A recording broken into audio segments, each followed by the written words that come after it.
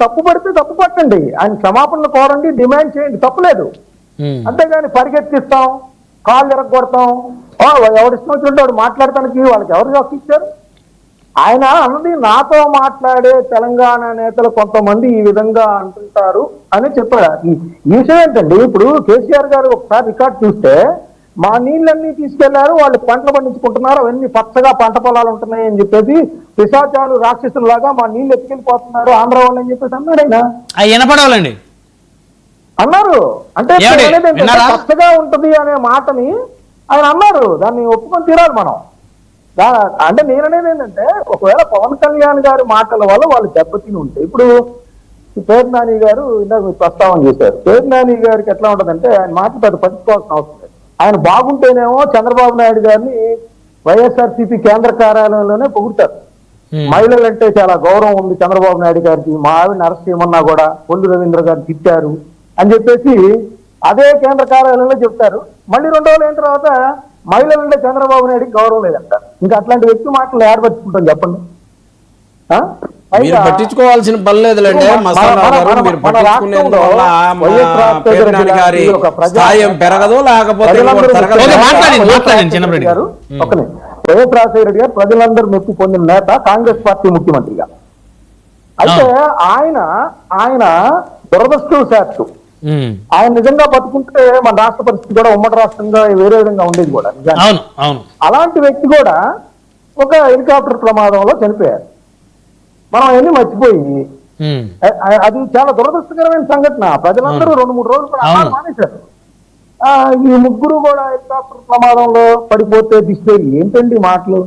ఒక బాధ్యతాయుతమైన 3 సార్లు ఎమ్మెల్యేగా మంత్రిగా చేసిన వాళ్ళేనా మాట్లాడే మాటలు? మీరు పవన్ కళ్యాణ్ మీద మాటల మీద తప్పుంటే దిష్టి అంటే చేతబడి అంటాడే. దిష్టి చేతబడింది ఏంటండి? మన ప్రతి ఇంట్లో దిష్టి తీస్తారు సాయంత్రానికి ఉప్పుతో. వాళ్ళ పిల్లలు కనుక ఉంటే దిష్టి తీస్తారు. వాళ్ళ ఇంటి ముందు దిష్టి గుమ్మడికాయ పెడతారు, నిమ్మకాయలు పెడతారు, అది సాంప్రదాయం.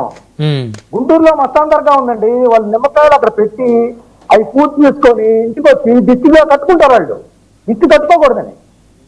సో ఆయన కొంతమంది తెలంగాణ నేతలు నాతో ఈ విధంగా అంటున్నారు అన్నాడు తప్పితే తెలంగాణ ప్రజలు మొత్తం దిష్టి అయింది, ఆంధ్రప్రదేశ్ నాశనం అయిపోతుందని ఏం చెప్పలేదు ఆయన. ఈ చెప్పిన చిన్నపరెడ్డి గారు కూడా చెప్పారు ఆయన, ఇక్కడ సైంటిఫిక్ గా ఉప్పు నీరు కాలువల ద్వారా సముద్రపు నీరు వస్తుంది, ఆ నీరు వల్ల భూమి అంతా కూడా కలుషితం అయిపోతుంది, పట్ట ఇల్లాండ్ అంతా కూడా ఉప్పు నీరుతో ఇదైపోవటం వల్ల కొబ్బరి పంట దెబ్బతింటుంది అనేది కూడా విశ్లేషించాడు. అదే మన మొత్తం చూస్తే తెలిసింది చిన్నపరెడ్డి గారు కానీ ఇంకెవరైనా ఆయన వాస్తవాలు తెలుసుకోవాల్సిన వాళ్ళు ఉంటే. సో దీన్ని ఎలా నివారించాలి, ఏ విధంగా దీని మీద రైతులను ఆదుకునే కార్యక్రమాలు చేపట్టాలి. ఎందుకంటే కొబ్బరి అనేది ఇంకోటి కూడా చెప్పారండి, అందరూ మర్చిపోయిన సంగతి ఏంటంటే, అసలు మనం ఏ పని ప్రారంభించినా కూడా కొబ్బరికాయ కొట్టి బిగించేస్తాము. సో అలాంటి కొబ్బరి అనేది ఈ స్థితి రావటం అనేది చాలా విచారించదగ్గ విషయం అనేది కూడా పవన్ కళ్యాణ్ అదే మాటల్లో అన్నారు, అదే దిక్కు అన్నారు. కొబ్బరి యొక్క ప్రాధాన్యత కూడా చెప్పారు మన జీవితంలో, నిత్య జీవితంలో.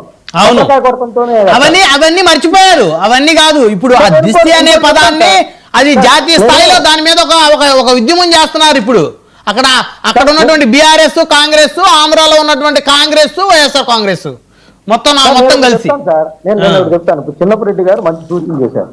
ఏంటి, పవన్ కళ్యాణ్ గారు ఆల్రెడీ వక్రీకరణ గురైందని వాళ్ళ పార్టీ తరఫున లెటర్ హెడ్ మీద స్వయంగా ఇచ్చారు, అయినా కూడా సరిపోలేదు అంటున్నారు.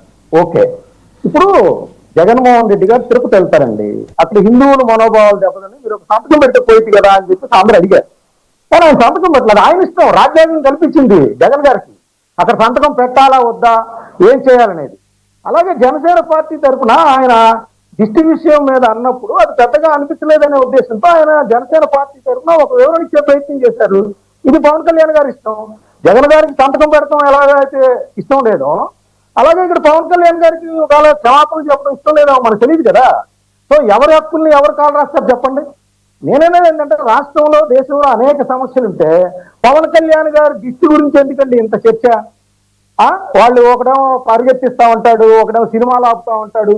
ఆయన రేవంత్ రెడ్డి గారేమో ప్రపంచంలో ఉన్న సినిమాలన్నీ కూడా హైదరాబాద్ లో తీయాలని మేము ఇన్వైట్ చేస్తున్నాం, వాళ్ళకి భూములు ఇస్తున్నాం అంటాడు. ఇక్కడేమో అక్కడ సినిమాలు తీసే వ్యక్తినేమో పరిగెత్తిస్తాం, ఇక్కడి నుంచి ఆస్తులు అమ్ముకొని వెళ్ళిపోవాలి అంటాడు.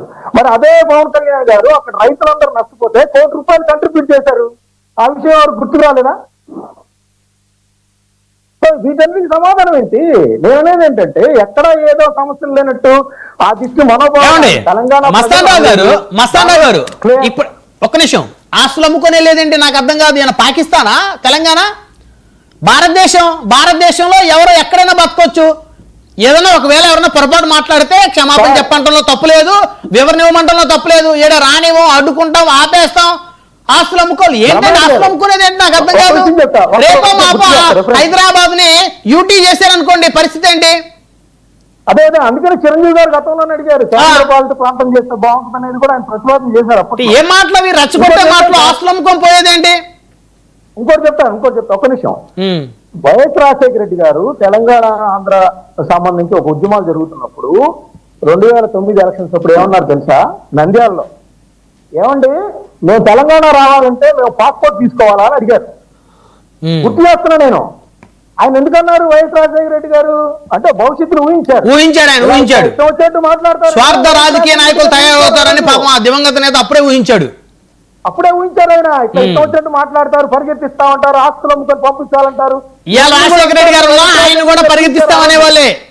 మస్తాన్ రావు గారు, ఈ రోజు రాజశేఖర రెడ్డి గారు బతికున్న 2 రాష్ట్రాల విభజన అయిన తర్వాత మాజీ ముఖ్యమంత్రి, ఉమ్మడి ఆంధ్రప్రదేశ్ మాజీ ముఖ్యమంత్రి అని చూడకుండా ఆయన్ని కూడా పరిగెత్తిస్తామని అంటారు. ఇప్పుడు నాదెళ్ల భాస్కరరావు గారు ఉన్నారు, జీవించే ఉన్నారు, ఆయన పరిగెత్తిస్తారా? కిరణ్ కుమార్ రెడ్డి ఉన్నారు, ఆయన ఉమ్మడి ఆంధ్రప్రదేశ్ ముఖ్యమంత్రి, ఆయన పరిగెత్తిస్తారా? ఎంతమంది ఎవరు పరిగెత్తిస్తారు? ఏంటి పరిగెత్తించేది ఏంటి అసలు వీళ్ళందరూ కూడా నేను అంటాను, ఎస్పీ బాలసుబ్రహ్మణ్యం గారు అందరికీ చెందిన వ్యక్తి. 10 భాషల్లో పాటలు పాడితే ఆయన విగ్రహం దగ్గర అందరూ చేస్తుంటే వైఎస్ఆర్సీపీ స్పందించట్లేదు, పవన్ కళ్యాణ్ గారు స్పందించట్లేదు, చంద్రబాబు నాయుడు గారు స్పందించట్లేదు. అక్కడ ఆయన ఏంటండి, అక్కడ ఆయన కళాకారుడు, అన్ని భాషల్లో ఆ పాటలు పాడారు. ఆయన విగ్రహాన్ని నిన్న ఎంత పోట్లాడారు అక్కడ. అసలు వైఎస్ఆర్సీపీ స్టాండ్ ఏంటి? అలా పరిమితం చేయొచ్చా? అసలు జనసేన స్టాండ్ ఏంటి?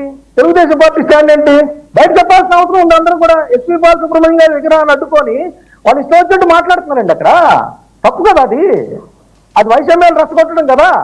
ఏం లేదండి, ఇక్కడ రెచ్చగొట్టేది కూడా ఎవరు రెచ్చగొడతారంటే వాళ్ళ యొక్క ప్రాబల్యం తగ్గిపోతుందేమో, వాళ్ళ ఉనికిని కాపాడుకోవడానికి మాత్రమే. కానీ తెలంగాణ ప్రజలు, ఆంధ్ర ప్రజలు అందరూ కలిసిమెలిసి సంతోషంగా ఉన్నారు. గ్రేటర్ హైదరాబాద్ లో GHMC ఎన్నిక